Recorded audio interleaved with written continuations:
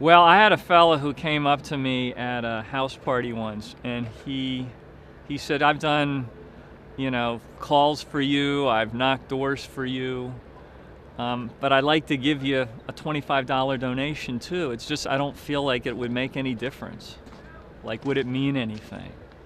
And I remember saying to him that in a world where campaigns cost millions of dollars and lobbyists and corporations can write $1,000 checks, it was hard to say to him that $25 could matter, but that I would go try and build a system where his voice could be heard, where his contribution, even though that was a heavy lift for him, could actually make a difference.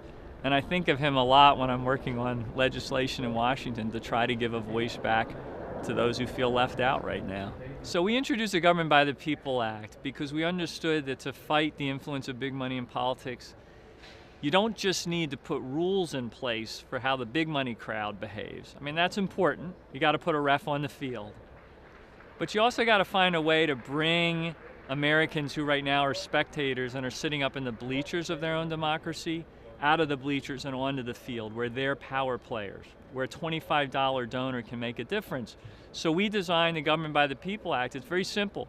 You get a small tax credit to make it easier for you to step up and participate on the funding side of campaigns. That's your voice coming into the mix.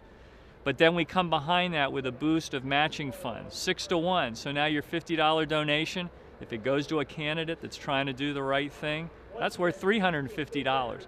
And all of a sudden, the candidate who yesterday could not hear you because your $50 couldn't compete against $500 or $1,000 coming from a K Street lobbyist, they can hear you loud and clear. They want to stand in your living room. They want to put your priorities at the top of the list.